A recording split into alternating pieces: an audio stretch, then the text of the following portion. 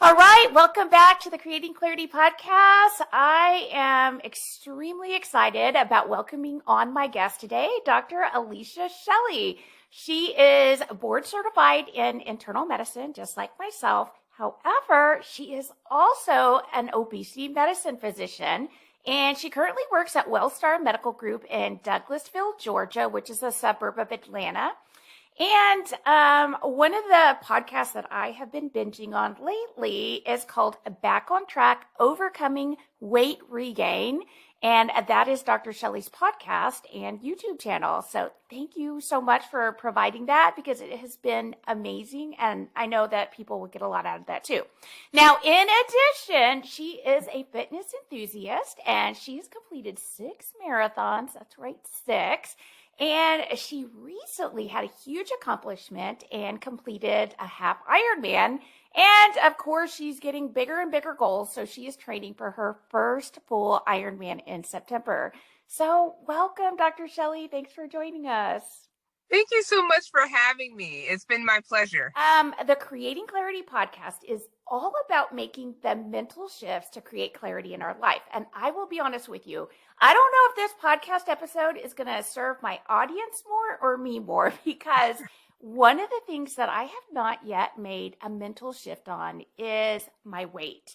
And so I'd like to start off by talking a little bit about how you came to starting your podcast, and let the audience know about your journey and how you got here.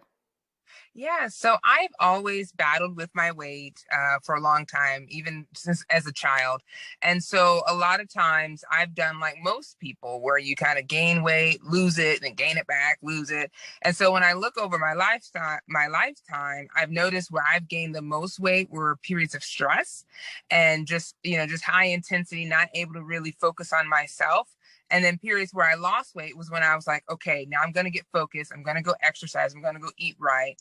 A lot of times people want like an easy fix, but there's not an easy fix to a healthy lifestyle. It's more of kind of putting in, doing the small things consistently is kind of what helps. And so when I created this podcast, I wanted it to help people who are like myself, who are going up and down, up and down, up and down, and they're just not seeing that consistency. And so I wanted to help those who had lost weight get and regained it back to kind of get back on track with that. And so, which I've done in my lifestyle multiple times. But you're absolutely right. Sometimes it's just a mind shift on how you look at it. Instead of looking at it like, well, I'm just going to do this diet to lose 10 or 15 pounds. It's more of like, hey, let me look at my lifestyle and what can I change so I can have a healthier lifestyle and lose the weight permanently. Yeah. I mean, that is so good. And of course, I've done the same thing. I mean, up and down, up and down. What do you think is the number one reason that people regain the weight? Do you think it's just the lack of focus, or do you think there's other contributing factors that are sneaking in without us even realizing it? So I would say number one is life. As we go into life, there's so many things that happen, whether it's, oh, I have a new job, or, oh, my mother's sick, I have a family member who's sick, or I have all these responsibilities. Life just kind of gets into the way, and you find that you're trying to do everything for everybody. And before you know it, you've kind of not been able to put yourself first and not being able to, do the small things that you need to do just because life has gotten into the way. The other thing that I see is that people get discouraged. For some reason, they've lost weight, and then all of a sudden they start to see the pounds trickle up, and then they're like, oh, I'm just going to give up. There's nothing I want to do that's going to help me lose weight. And that's the sad part, because a lot of times, if you just retune your mind or refocus your thoughts or your mindset, you'll be able to get back down to that weight that you were. Yeah. Okay. So Tony Robbins says that all the time. He says, where your focus goes, energy flows. But that's kind of easier said than done. How do we actually get to that point where we can make that mindset shift so it's a little bit more seamless to focus on this part of our life. So you might not know this, but recently in my email list, I'm trying to really start a movement, the Me First movement, because I full-heartedly agree with you. We have to be able to say me first and prioritize our own health and well-being, because it's impossible for us to keep doing for everybody else before ourselves. So how do you make that shift though? How can you get to that point where it becomes a little bit easier instead of always being so hard? Yeah, that's a great question. And I love that movement because we do need to make ourselves a priority. I Yes, would say yes. the first thing is actually realizing that you have put other people in front of you, that you are not a priority in your life, because that's the first thing, being mindful of the fact that I'm not putting myself first, or I'm burning the candle at both ends with work, family and responsibilities. And then making a decision. Number two is making that decision. Number one, seeing where you are. Number two, make that decision that you're going to do something for yourself first. And that decision doesn't have to be big. You don't have to like drop your kids off at your mom's house and then go do whatever. No, it's just saying, I'm going to spend 5 to 10 minutes for myself each day. And whether that's in meditation, whether that's in prayer, whether that's just in exercise, that's important. Finding what is your self-care is going to be important. Third thing is scheduling it. Because if you think about your day, Yeah. we have Oh, so yeah. much to do in our day, and we do not put a moment to recover or for self-care. We just go on along with the day, and then at the end we're like, whew, where did this day go? We fall asleep and we wake up and it's again. So if we don't schedule things, like you said, if we don't have our focus, we don't make it a priority, and it does not happen because we are so busy, so busy. Yeah. And sticking to that scheduled time is so important, because I had changed my schedule a little bit and I said, okay, I'm going to switch and do some other things first. And then the time would go a little long, and then it bleed over into my workout time. And then I'd be like, yeah, I guess I'd skip it today. So scheduling it and sticking to that schedule, super Mhm. important.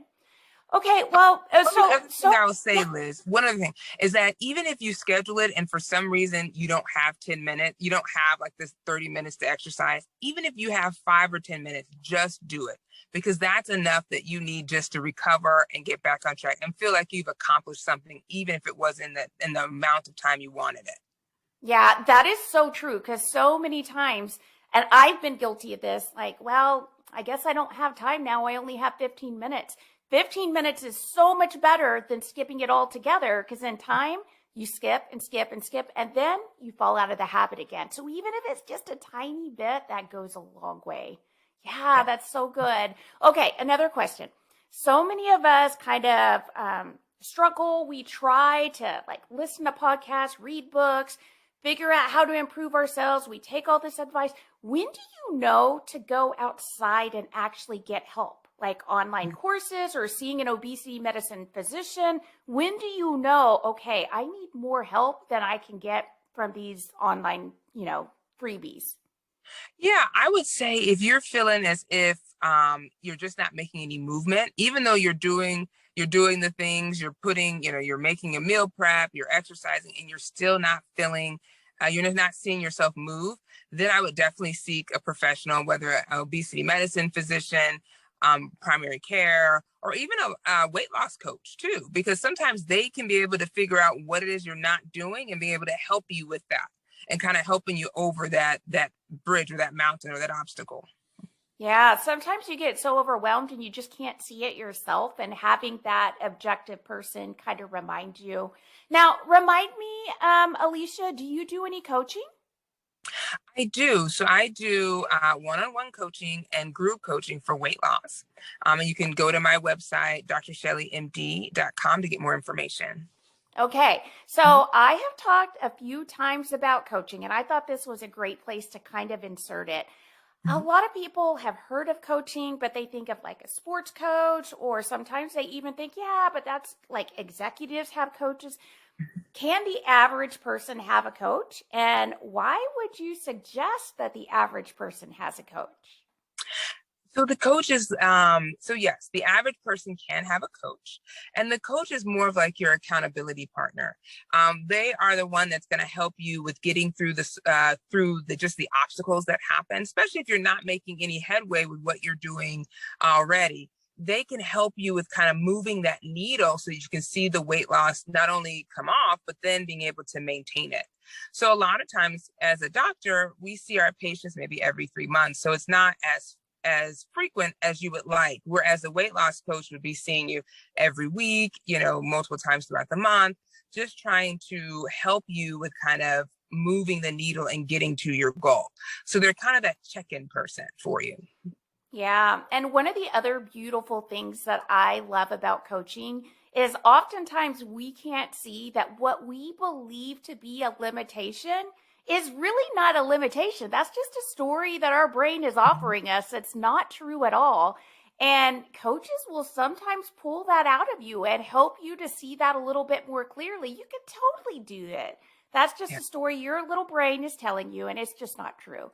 So, yes, I'm a big proponent of coaching. Yes, definitely. And I personally have gone through coaching, and I feel like it's been very extremely healthy, Yeah. helpful. Excuse me. Yeah. Okay, another question. In terms of obesity and your mindset about obesity or being overweight, sometimes you don't know what you don't know. In your Mhm. coaching experience, what are the things that you see over and over again that people don't realize they're doing to self sabotage or they're doing that is limiting their potential? So I would say all or nothing thinking. A lot of times people are like, I have to do everything perfect. I have to exercise. I have to run. I have to eat right. And if I don't do this, if I have I have a temptation for a milkshake and I drink this milkshake, then it's all over. So it's kind of this all or nothing thinking. And what that does is it actually helps people it actually, when you're thinking that I can only do everything or nothing at all, it causes you not to, it causes you to be more discouraged, distracted, and eventually stop. And so the one thing with all or nothing thinking is that it just kind of causes you to get overwhelmed and stressed because in your mind, you're thinking, I have to do all the things. But if I don't do all the things, then I'm a failure. When in actuality, you're just human, right? We all have days Right. where we're at a birthday party and they're serving cake and we're like, oh, should I eat this cake? Well, if I ate that piece, then it's like, oh, I'm the worst person ever. Well, no, it's okay to have a slice of cake. Just exercise a little bit more that day, balance it out.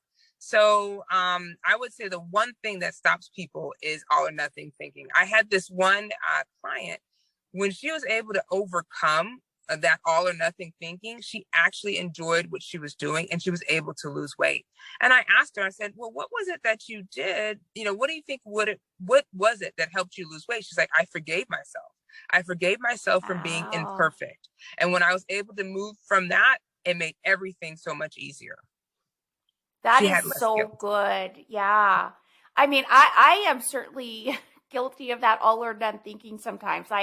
I've gone to birthday parties and I said, well, I've already had one piece of cake. I might as well have two. And then it became three. Yeah, I totally have done that. Okay. Um, I want to circle back a little bit more to the mindset piece because I truly believe that mindset is everything. Every aspect of our life, mindset is involved. And any kind of success we have, you have to have your mindset in the right place. So I want you to talk a little bit more about your big accomplishment, the half Ironman, and how you got your mindset into that place where you were actually able to stay up with the training, get through it, and seemingly have a little bit of balance in your life. I think you even went on a big vacation recently. So tell us how you got your mind in that place where you could accomplish that.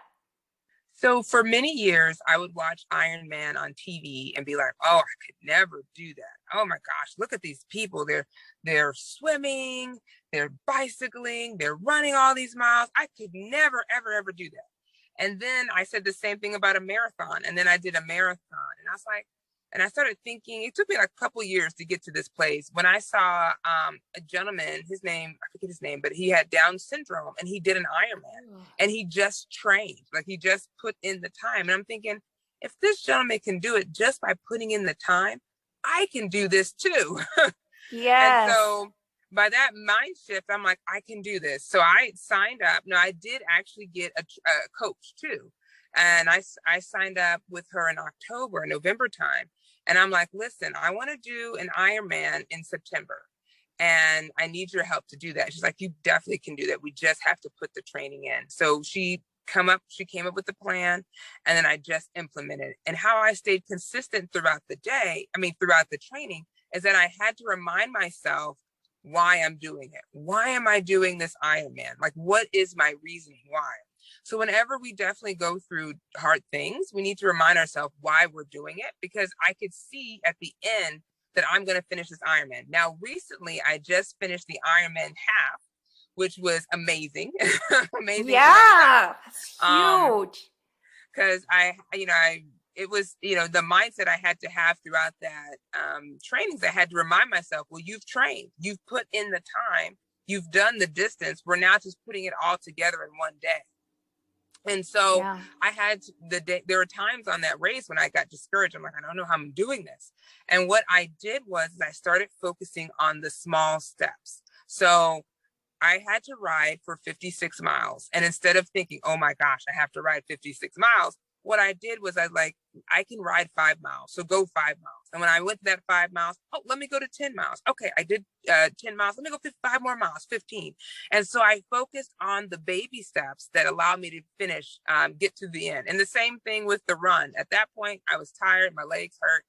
And I was like, just take it 1 mile at a time. And so a lot of times, especially with weight loss, is that you have to focus on the baby steps. Sometimes when you see the full picture, it looks very overwhelming. But if you say, hey, I'm going to focus on losing 2 pounds, I'm going to focus on losing my next 5 pounds. Before you know it, it starts to add up. And before you know it, you've reached your goal of the 20 or 25 pounds. So, what do you say to the people who say, well, you should not be looking at the scale? The number is not important. Like, there's a lot of different mindsets around this. And, a lot of people believe, look, we really shouldn't care about the number. We should care about how we feel.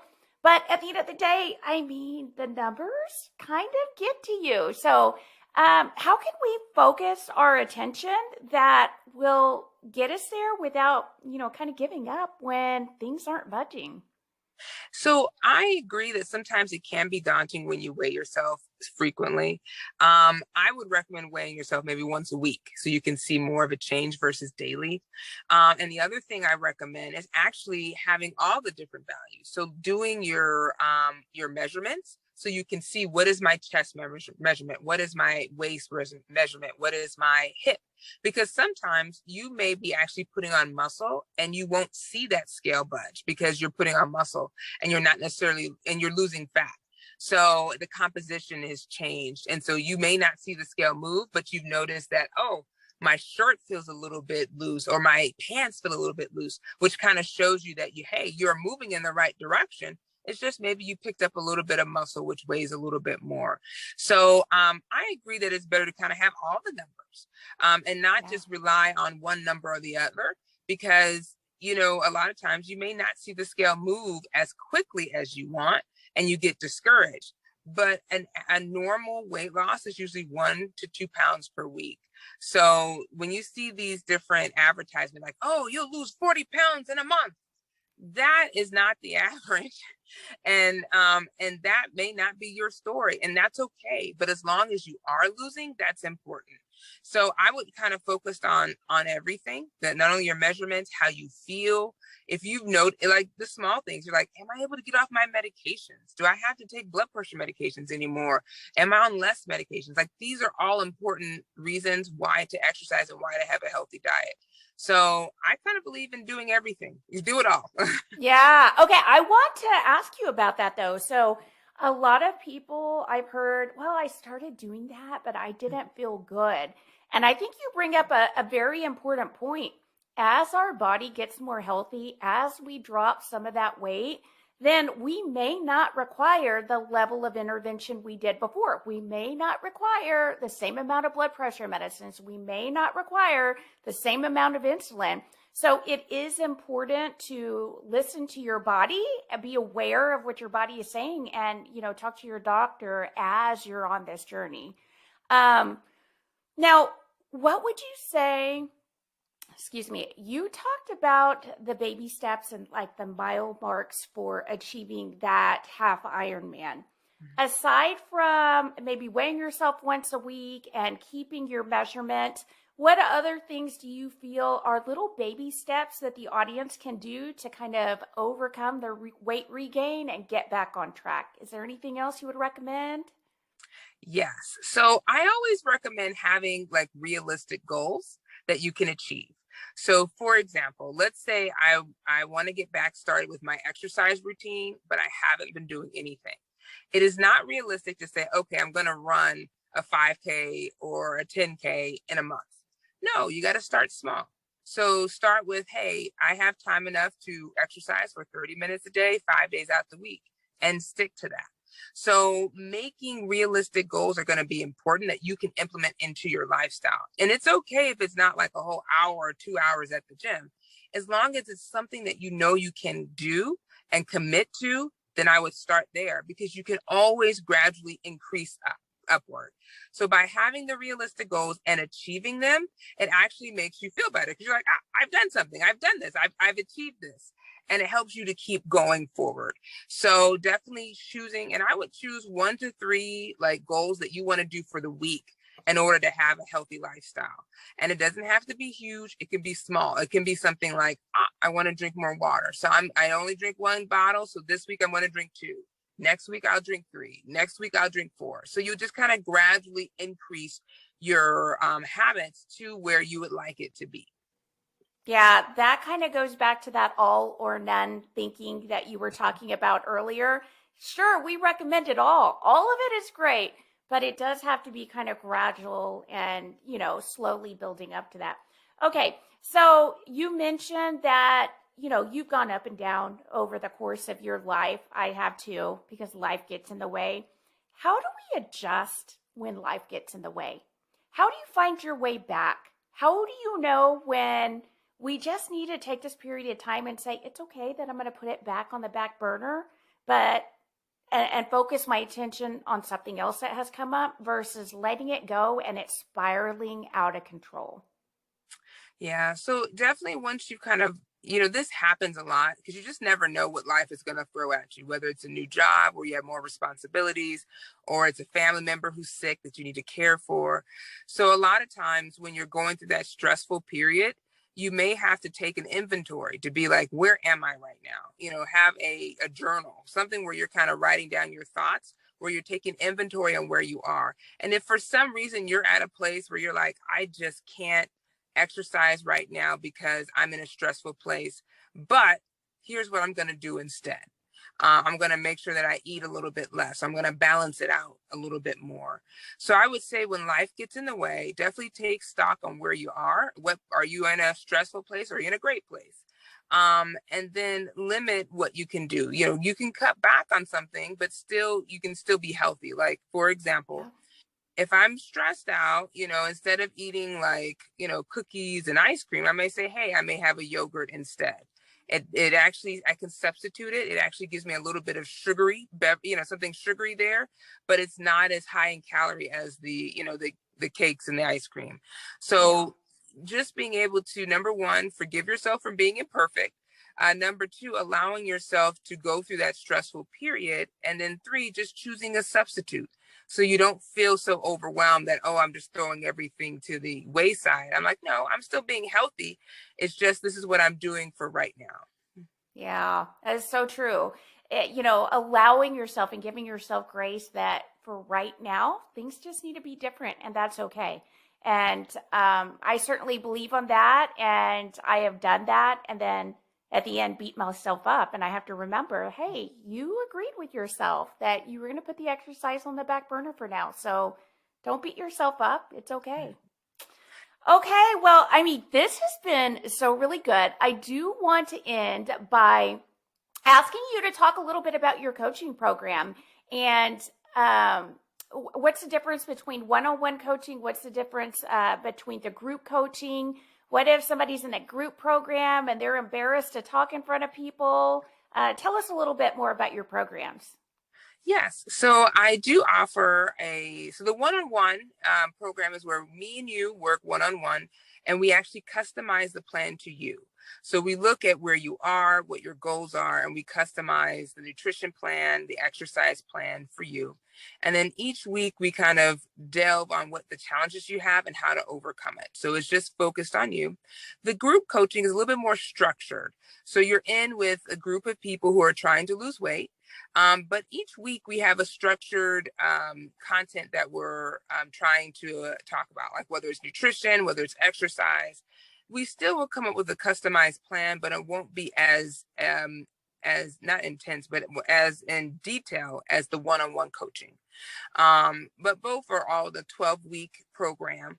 And you can see yourself kind of getting to a place where you're able to exercise, where you're able to do it on your own. So it's going to help you kind of get there, get the tools that you need to keep going. Okay. Yeah, that accountability is so important too. That goes a long way. Okay, is there anything else that you would want the audience to know? Anything that maybe any parting thoughts or words? Yeah. Just remember that you can do this. You, like you said, put yourself first, be me first, and Yeah, make me yourself a first. priority, and choose small goals that you need to help with making a healthy lifestyle. And know that you can do it. Also, the other thing I forgot to mention, the other thing that helps me is having like power thoughts and affirmations that I say over and over again, because it helps me to stay encouraged and remember that I can do this. Anything is possible. That is so good. And if you are not on my email list, you guys need to be, because every single week I have a centering thought that you can use for the week. We talk about a particular thing and how our negative thoughts come in, and we replace those with affirmations or centering thoughts. So I completely, and if you guys have been listening, you know I'm a big proponent of this. So I agree with Dr. Shelley on that. So I will put Dr. Shelley's contact information in the show notes. She has a very big social media presence, and you can also reach out to her at her website. So thank you so much for joining us, and thank you again, Dr. Shelley.